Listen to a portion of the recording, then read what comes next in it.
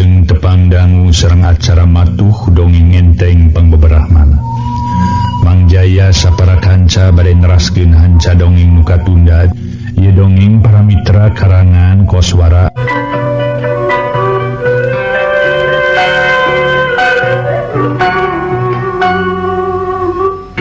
Harita sakabeh dicaritakeun tug nepi ka datangna deui dirina si Odet jeung si Udi.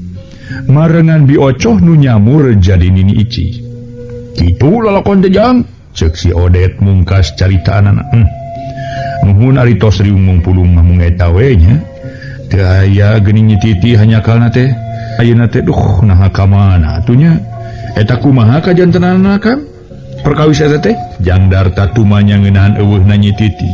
Ka si Odet manehna ngarasa heran naon sababna Nyi Titi jadi leungit. Kieu kajantenana mah jang. Ieu ge dongengna teh ti nyina ieu. Basa ngadongengkeun ka bioco. Teu hararese harita keneh si Odet nyaritakeun kajadian eueuhna Nyi Titi. Yen peuting tadi basa nyina keur paduduaan jeung Nyi Titi di luareun kamar bet aya sora Jang Darta. Meni persis meni nyeples pa. Ngan barang di teang kaluar teh tela eueuh sasaha. Tur dina kaayaan pohara gancang aya seup bodas nyamer terus ngabuleun kana waruga Nyi Titi. Tug nepi ka leungit teu kanyahoan ka mana leos ngan nepi ka ayeuna. Kaya Nyi Titi tacan kapanggih laratanana. Ayeuna mah boh Kang, boh bioco alias Nyi Icih teh. Nya kitu deui nyina alias Nyi Santi keur bingung teh nyebutan Nyi Titi. Nuhun aida aya ujang ka dieu, akang teh bingah we nu aya akang aya batur pikeun pakukumaha. Si Odet mungkas omongan bari jeung dumareuda. Utana mah ras inget harita teh amanehanana. Nyi Titi atuh puguh we para wargi sadaya. Atuh memang kaayaan Nyi Titi dina kaayaan memang guru perlu ditulungan. Iya di paling mana bioco ayeuna Kang? Ieu mah nuju ieu nyarengan nyina di kamar nomor 13 jang. Loh akang mun 15 kedeungnya ingkang dinya nya kitu deui ka Kang Manara. Iya ieu Kang Manara ya. Sina marengan ngajaga di dieu sok bisa kumaha naon keur abdi kalebet depungan bioco jeung nyina. Mangga jang mangga. Kang Manara wayahna nya antosan di dieu Kang nya. Oh gitu mangga mah keunjang lah. Kunaeuna naon mah ku akang moal bung diantep tangtu ku akang baris di layanan. Ceuk monyet gede katelah si Wanara. Sobat Jang Darta geus libelaan jeung Jang Darta sakitu lilana. Atuh memang keur si Odet mah tinggal uleng we jeung si Udi. Aya monyet bisa ngomong siga jalma. Ceuk pamikirna boa-boa jalma make baju monyet. Jang Darta terus acup ka jero canggeus pamitan ka si Odet. Jeung ka si Wanara langsung nguru ka kamar nomor 13, kamarna nyina. Berai pantemu kabreh nyina alias Nyi Santi. Gawena ngaguk-guk ceurik. Bari digugulung ku bioco alias Nini Ici. Sakedapan Jang Darta olohok bengong mata si meuteut. Lantaran boh ka bioco, boh ka Nyi Inah manehna teu apal. Da puguh geus salin rupa ngan inget kana omongan si Odet cenah mah atuh gancang we manehna teh tumanya. Bibi, oge Nyi Inah, haturan wilujeng tepang ieu abdi Darta. Oh, Kang Darta? Aduh, Kang Darta. Gabrug Nyi Inah ngagabrug ka Jang Darta. Harita ngaguk-guk ceurikannya nyerian. Harita teh para mitra sadaya. Hapunten abdi Kang. Teh Titi teu aya alatan diantep ku abdi Kang. Tos Nyai. Teu kedaseur teuing nu demutan. Keun urang sasarengan milarian. Urang tarekahan sareng sasarengan Nyai. Nyai nuhun Nyai aya dina kasalamatan. Jang Darta ngupahan ka Nyi Inah. Jang Darta nuhun hidep geus sumping ka dieu beuseuh mohon. Parantos sumping ka dieu duh nah ka mana wae atuh hidep teh sanyana apangna teu aya di dieu teh. Ti payun mah ceuk Jang Odet Jang Darta lebet ka ieu patempatan mung teu dibaturan ku Odet jeung Jang Udi. Cing kumaha lalampahan hidep teh anaking. Biocoh tumanya ngeunaan lalampahanana Jang Darta pangna eueuh ti dinya. Keuna ku pagawean si centring geling bibi. Dipaling ku manehna ngan hadena we aya nulungan ka diri abdi. Harita teh ditulungan ku hiji monyet kajajaden ayeuna monyet aya di luar. Jeung Kang Odet diri abdi nu lumpuh. nyaku eta monyet di dieu teh tos teu eureup parobihanana. Den Sukmawati dihukum di alam siluman gagantina Nyi Euis. Jabe ti kitu nu matakna langsa teh Nyi Titi teu aya. Awat tos teuing gimana teuing atuh Nyabi Jang Darta ngarakacak hatena. Ocoh nyamperkeun ka Jang Darta bari pokna. Siga nama dipaling ku bangsa siluman, bangsa lemah lemut atawa jalma nu luhur elmuna manehna teh Jang Darta. Ngan ulah leutik hate muga-muga we urang bisa nyalametkeun marehna bisa ngajait Nyi Titi anaking. Leres. Mugi-mugikeun bi. Da pokona mah moal burung anjeunna sumping deui. Itu tanu penting mah. Urang mah urang muntang tulung we. Kanu maha karasa. Pokona da abdi ge moal cicing. Tantos abdi ge usaha sate kapola. Sangka Nyi Titi tiasa kapenak sabehari-hari. Taeta bi atuh mung eta we kayan bibi geuning bet janten ini ieu teh abdi mah heran bi nah bet tiasa kitu geuning nah janten ini oge sareng ieu nyingna janten geulis nah naon maksudna ieu teh sareng leres aya saurang sepuh nu kakasihna Eyang Sukmarasa nu parados nyangling ka ayan bibi sareng nyingna leres ujang leres aya Eyang Sukmarasa panti payun ngajait Nyi Titi. Bas tadi udah ku keris titisan iblis tuh anu nulungan Nyi Titi teh jeung nyinah ka ibi oge atuh lintang ti anjeunna pangna salin rupa ngaran Nen Sukmawati teu apaleun ayeuna mah aya Nyi Euis oge teu apaleun nyangka nyinah ngaran Nyi Santi bari teu bisa ngomong atuh bibi nyangka saurang nini bari ngaran lagi Nini Ici ngan eta ujang ngajan ceuk Nyi Titi dirina Nyi Euis teh sapamadegan jeung maksud urang tah kitu tetep urang kudu waspada aya paribasa caringking pageuh kancing saring setelah pageuh ika lantaran dinten teu ge manehna teh apanan musuh urang asuhan siluman cakrastena ku kituna diri Nyi Euis kudu bisa gancang diperuhkeun ku urang samemeh manehna nyieun tindakan nu matak ngabahayakeun atawa matak nyilakakeun ka diri urang Jang Darta. Biocoh ngelingan ngeunaan kaya dirina Nyi Euis. Ya, memang gitu saya Nabi. Sakitu kejem jeung teh bangesna. Apan ka urang teh. Pokona kaya Nen Sukmawati anu katingalina siga geulis pikaresepeun. Jeung siga nu bageur teh. Padahal hal sarupa kitu kanyataana mah sakitu kejem jeung telengesna. Pokona mah ulah aya kajadian deui. Abdi ge bet pohara ngewana bener-bener hayang bulangkeun ka nyeri ka diri Sukmawati. Manehna geus ngolo-ngolo mangaruhan teu bener. Nepi ka ngakibatkeun diri abdi lumpuh ayeuna. Bibi mah sareng nyinah di dieu nya. Abdi bari nepangan heula Nyi Euis. Urang suhunkeun keris nu aya di manehanana. Atuh Nyi Euisna mundaekeun mah urang ajak babarengan ngalawan ka bangsa siluman. Ngara urang teu diganggu bae ku bangsa siluman anu hayang ngacaukeun alam manusia.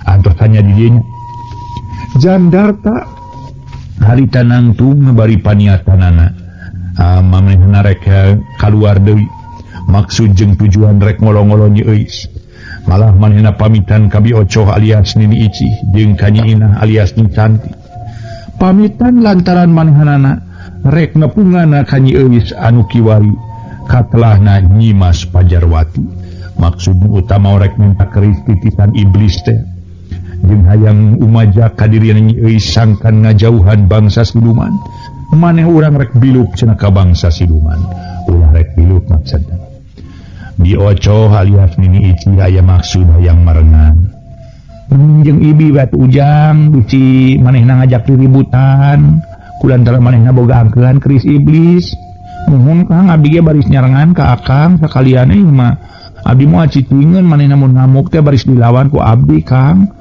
keul abdi gebongan we manehna geus sapongko jeung bangsa siluman najanya manehna disalametkeun ku siluman basa manehna dicipta jadi abdi hijieun tumal ka ku Nen Sukmawati tapi ari sakuduna mah geuwat ngajauhan diri ti pangaruh siluman sareng abdi nyakanya abdi ngiring nyakanya urang tuntaskeun sagarupi masalah teh ayeuna keneh nyakanya ngarah gampil beres kekantun urang malulut teh ieu teh Titi tetewa lain bae Biocoh nu hayang babarengan nepungan ka Nyi Euis dina maksud rek ngarebut atawa rek nyokot keristitusan iblis tapi ge nyiina duka kumaha nyiina ku geus eueuhna nyi titi tempat make diberian teu resep ka euis oge. Ari Jamdarta ngabandungan sikap diocoh nu keur jadi nini jeung sikap nyiina nu tetela geus salin jinis atuh hawanda rupa meni alus ngaranna geus santi bet ngabeleunya imut pok manehna ngomong bari jeung dareuda.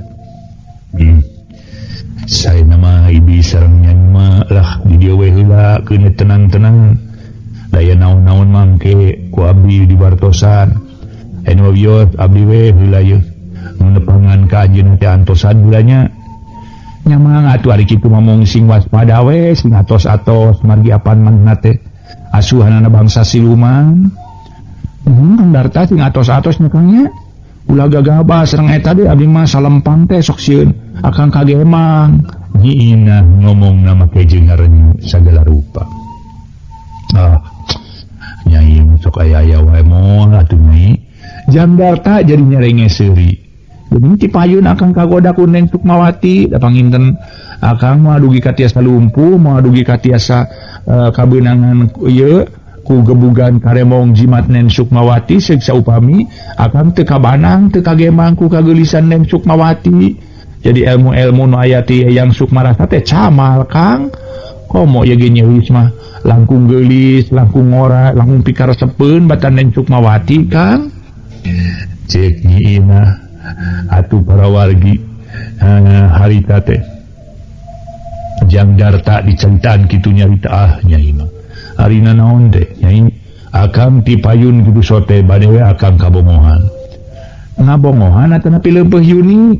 Haye mah naon teh nah teu dakang mah gampilna keur geuning kagoda teh gampil kagemang nyiina kawas anu nyindiran ka Jamdarta. Ngaso heula para mitra ngaso salse lah ngaso heula ngaso.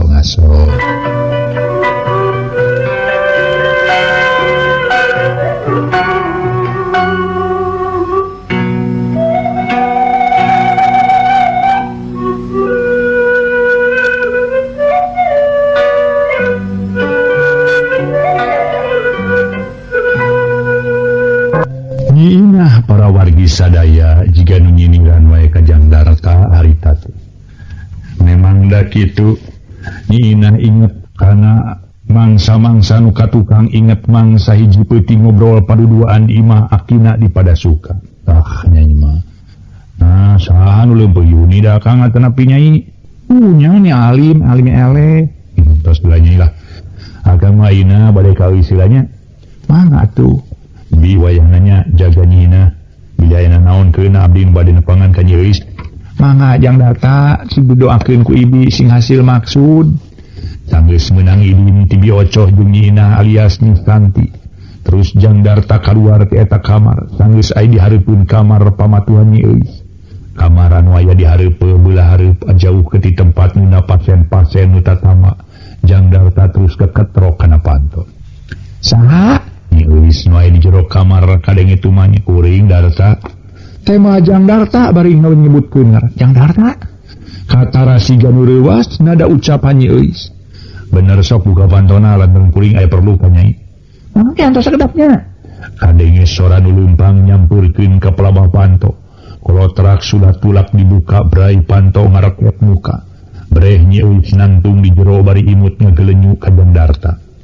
Dina tetempoan Jamdarta Nyeuis asa pohara geulisna asa pohara gumulengna tapi keheulaanan. Mun manehna ayeuna kudu kagoda kudu kagemang.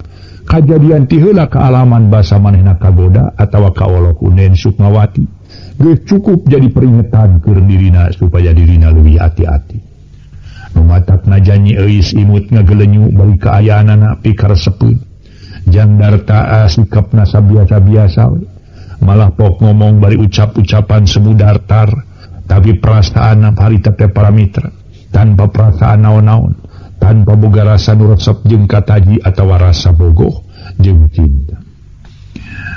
Menang kuring asup mangga sok lebet someahna keur diri Nyeuis nyumangakeun harita teh ka Jamdarta.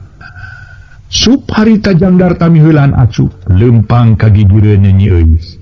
Lantaran Nyi Euis teu ngiser atuh leungeun kenca Nyi Euis ka Badung. Saraya hiji perasaan aneh nu sumaramah kana baya. Jangdarta ngadak-ngadak teu puguh rarasaan najan kitu manehna. Satekah pola hayang ngusir sing jauh perasaan nu teu pararuguh. Nyi Euis ngagelenyu imut terus nutupkeun panto malah tulakna ge diselotkeun. Langeor nyampeurkeun ka Jangdarta bari pok ngomong sageus nantung hareupeunana. Haturan wilujeng tepang Kang Darta. Nuhun tiasa ditepangkeun sareng salira hapunten basa ti payun salira. Aya nu nyanak ti dieu dipaling ku Nyi Mas Centring Keling. Jisim abdi teu tiasa nulungan. Da teu terang kedah ka mana nyusulna. Ayeuna dina mangsa jisim abdi nyuhunkeun tulung ka Macak Rasena. Kanggo milarian akang dina mangsa jisim abdi tos ngutus penggawa siluman milarian akang. Dina mangsa abdi tos ngutus pokona manu ngaran Ki Sabda kanggo milarian akang teu sangka akang norojo sumping bagja bingah kakang mung hanyaka. Bebene Kang Darta nu jenengan Nyi Titi wengi tadi ilang sacara dadak-dadakan. Matakna langsa mangacalik atuh di dieu Kang Darta. Cek Nyi Euis miheulaan diuk ka dina sisi ranjang leungeun katuhu digerakkeun supaya Jangdarta daek diuk katuhunana atau bisa kencaeunana. Nu penting ngarah bisa ngareneng di dinya. Teu perlu bari jeung kieu kuring mah bisa nyarita jeung anjeun. Euis anyakalnya. Datangna kuring ka dieu nyaeta Den Sukmawati geus eueuh. Nyi Titi geus leungit. Weuweuna Nyi Titi anjeun kudu tanggung jawab Euis. Lantaran ku katalobehan anjeun, ku ayana anjeun balanga Nyi Titi nepikeun ka leungit sacara gaib. Ieu tangtu pagawean siluman Cakrasena nu jadi pananggan anjeun. Bener teu? Ih, teu kuring mah teu rumasa talobe. Tapi misah kamar apaan kajadian ge? Dina mangsa Nyi Titi di kamar jeung Nyi Santi atuh kuring keur di dieu ngan basa ditaroskeun ka Macak Rasena anjeunna ge teu uningaeun. Bohong. Ih, ari teu percaya ka jalmi kunaonnya? Bade ka saha atuh itu percaya ka jalmi? Nyi Euis nemongkeun lelewa bangun hayang mikat ka Jangdarta.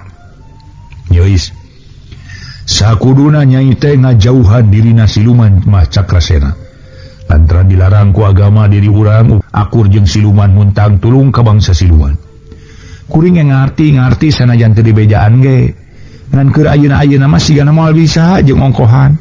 Kuring rumasa ti heula disalametkeun ku Macak Rasena. Basa diri kuring dijieun tumal ku Nen Sukmawati. Nya karep mun kitu mah. Pasrapa madegan anjeun. Ngan ayeuna kuring rek menta keris titisan iblis. Kadiekeun eta keris teh ulah dikeukeubeuk we ku anjeun.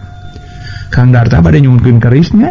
Cek Euis ngacungkeun keris anu bieu dicabut tina cangkengna tuluy diacungkeun ka luhur. Bener. Urang hancurkeun lantaran kuring salempang ku eta keris anu aya di Euis. Mangka Nyi Euis baris ngagunakeun dina jalan teu bener, sok sieun lumangsung kajadian saperti mangsa ti heula.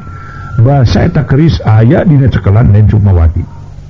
Ngaso heula para wargi sadaya. Ngaso heula ngaso.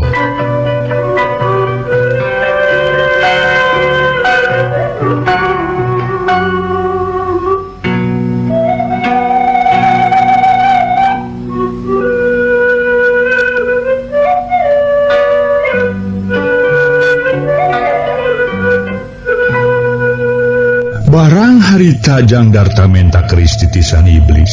Dijawab ku Euis teh alias Dimas Pajarwakti, moal bisa najan kumaha ieu keris.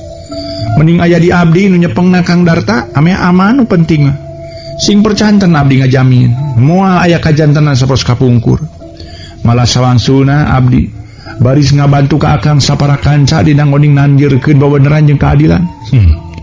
Mun kitu ku akang baris dipaksa direbut. Nya sok we pang bisa mah. Ayeuna keneh ku akang baris direbut. Jangdarta harita metakeun leungeun katuhu rek ngarebut eta keris anu ada genggeman Nyi Euis. Tapi tetela Nyi Euis teu ticingkeun eta keris nu rek direbut ku manehna kalah karek ditubleskeun ka Jangdarta. Maneh kudu modar mun kitu mah Darta. Maneh teu beunang disabaran ayeuna keneh maneh kudu modar ku ieu keris. Eta keris digerakkeun rek ngahanca ke kemplong Jangdarta. Kurang ajar. Jangdarta rewas pacampur jeung ambek. Najan kitu manehna teu cicingeun gancang awak dicangeuyengkeun ka beulah katuhu. ceplos harita tusukan keris teh teu kabebedangan ngakanca ka tempat kosong. Jurig sia semuk nya euis nu bleskeun keris. Ayeuna marek ngahanca kana dada lengak jang darta ngalengakeun awakna. Ngadang heungak wes keris anu gerak ka luhureun jang darta. Bareng jeung kitu leungeun jang darta mata des pigelang leungeun nya euis diketing. Keris iblis teh murag ka handap. Aduh. Harita para mitra sadaya nyeuis harita teh para mitra sadaya pasti kana kitu ngarasa panas jeung nyeri ku ayeuna leungeun kabeunangan ku ketigan leungeun jang darta gancang mundur ka tukang bari jeung kekerepengan terus jang darta ngahiukeun peureub kana beungeut nyeuis ngocek aduh jeblag ngajeblag plug labuh tongong nanyang saya kana temok bari jeung hahargungan harita teh para wargi sadaya. Nyeuis tetelah kaayanana ribu oge dada ngerasa sesak eungap beungeut atuh karasaannya nyautan jabat ti kitu leungeun katuhunan waktu tadi keun aku ketiga jang darta karasa kenehnya nyautan nu matak manehna teu bisa gagancangan hudang ari jang darta hatena ngerasa karunya oge kana kaya nyeuis tapi teu bisa majar kumaha manehna gengsannya nama ngerasa kaduhung ku ayeuna tadi bet nyieun tindakan kakasaran. Red jang darta kana keris titisan iblis nu ngagoler di juru belah kulon eta kamar. Gancang ku manehna di dekeutan. Maksud rek dicokot ne atuh ka kareleungeun jang darta ngaragamang rek nyokot pakarang. Wer keris teh ujug-ujug ngablesat ka luhur. Nobros lalangit kamar ku malayang gancang naker. Siga aya nu ngagerakeun sakiceup geus eueuh ti dinya. Berai pantoy nu muka ti luar sup nyina. Jeung biocoh arasup breh kasampak nyeuis keur nyang saya bari dina kayan pohara ripuhna nu duaan gancang cingogo gieu nyeuis sedengkeun jang darta nangtung rada anggang bari hatena mangarasa kaduhung oge teu kungsi bisa newa keris titisan iblis anu leungit pohara gancang biocoh tumanya ka nyeuis dina lentong omongan biasa sora biocoh ayeuna kumaha karep nyai sanggeus kieu kaayaanana geuning teh suantana teh anom keneh nyeuis ngagebeg memang ora keneh ngan pang jadi nini kieu pedah nini hayang nyang hareupan Nen Sukmawati hanya kal manehanana geus eueuh kuring ayeuna mana bisa ngomong euis ceuk Nyi Inah ngomong kutahan geuning teu sangka sami sareng kaayaan biocoh kuring kitu peta teh hayang ngarebut keris iblis jeung hayang males ka nyeri ka Nen Sukmawati jadi hapunten abdi rumaos abdi lepat Nyi Santi hapunten teteh ageng dosa Kang Darta hapunten abdi rumaos abdi kumawantun ka diri akang ceuk Nyi Euis nyarita nemongkeun sikep nu gede dosa loba kasalahan dihapunten Nyi Euis ngan bisi ngadatangkeun ka panasaran mah sanyana di guring teh ngaran asli mah lain Nyi Santi tah lain Nyi Santi ari kitu saha ngaran kuring nu asli mah Inah nusanyana dipikahayang ku siluman panangeuhan Nen Sukmawati oge panangeuhan diri Nyi Euis oh kutan teu sangka Nyi Inah janten geulis meuni kalinglap sing atos-atos lantaran dirinya teh keur pada neangan diteangan ku Mbah Cakrasena jeung ku Nyi Mas Centring Keling jeung kedah waspada we apa Nen Sukmawati ge keukeuh panasaran ka diri Nyi Inah teh hayang newak Nyi Inah bade disebakeun ka Mbah Cakrasena teu sieun abdi mah jeung apan Nen Sukmawati ge moal bisaeun mah naon deui pan maneh teh dipanjara kitu di alam pesiluman di panjara-panjarangan panjara racun kitu lain Nyi Euis Nyi Inah mencrong ka Nyi Euis ti payun mah memang kitu Nyai aya di panjara nyaku ayana usul ti teteh kitu teh mung ayeuna mah geus kabur ti panjara duka saha nu nulunganana kutana teh mung tos kabur biocoh nafsu harita tuluy nyarita kurang ajarnya Nyi Inah biocoh jeung jang Darta pohara ngagebegna aku ayana beja ti Nyi Euis yen Nen Sukmawati geus kabur ninggalkeun panjara ninggalkeun alam siluman ngaso heula para wargi ngaso heula ngaso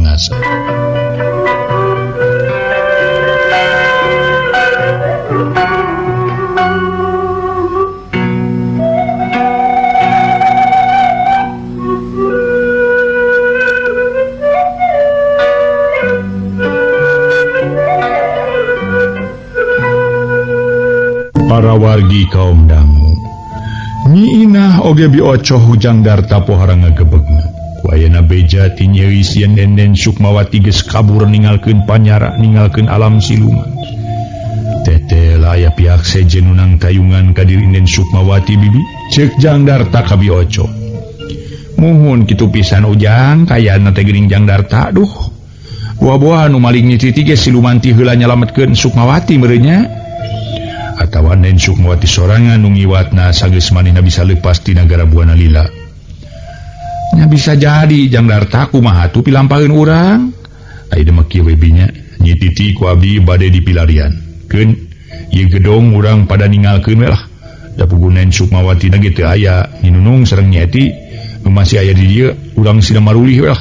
Malah Nyi Euis we sae mulih watos ka sepuh Nyi Euis, tos lami dikantunkeun. Ari bibi mah ulah hoyong ngiring mending oge tepangan Eyang Sukmarasa oge Aki Tabri nyungkeun bantuan batin ngadorong abdi nu baris nyungsi dirina Nyi Titi oge maluru di mana ayana Denden Sukmawati. Anu hoyong ngiring sareng Akang sanes kumaha oge melang abdi mangantep Akang nyalira teh sok sieun Akang kumaha onam sareng Akang kedah emut yen lalampahan maluru Nyi Titi sareng milarian Denden Sukmawati sanes lalampahan enteng-enteng. Nuhun sadacanana ceuk Akang ge ceuk pamenak Akang mah Nyai mah mending mulih we ka Aki Tabri. Keun Akang mah aya Kiwanara jeung Mang Odet katut Mang Udi. Tenang we loba batur Akang ge. Nu pami kitu mah nya teu langkung atuh mung taya gunana atuh abdi dipayun diwirid ku ilmu ku Eyang Sukmarasa teh nya bari rupi abdi jadi sakieu ari teu kenging mantuan Akang mah nya. Ayeuna mah abdi bade mios nyalira lah sajami luluh Nyi Titi. Tanpa ngadago jawaban ti Jang Darta berbet Nyi Inah lumpat keluar. Atuh Kiwanara jeung si Odet katut udi lain deui herangeunana. Ku ayeuna Nyi Inah ngablesat lumpat kaburuan. Jebul Jang Darta jeung biocoh katut Nyi Euis. Gero Jang Darta ngageroan. Nyai, ulah waka angkat nyalira Nyai, ieu Akang ieu. Bari angkat mangke sareng-sareng Akang Nyai, engke sareng Akang. Tapi Nyi Inah kalabu tarik lumpatna malah sakedeung geus dekat empok. Kebat asup ka jero leuweung ganggong si Magonggong. Si Odet jeung Jang Budi harita ngareret ka Jang Darta bari nembongkeun ka salampang. Kumaha ngawitanana ti Jang Darta lah. Si Nyai alo mang ujug-ujug ngabur we lumpat ngantunkeun urang ieu teh. Tong makaseur saur Kang Odet anggur susul ku Akang baturan ku kaum Udi. Kersaeun deui ka dieu nuhun, kersaeun mulih ka pada suka atuh etal hungsae. Atur we ku Akang lah mangga mun maksa bade teras maluluh Nyi Titi jeung milarian Denden Sukmawati teu naon ngan kudu dibaturan ku Akangnya siga itu Kang.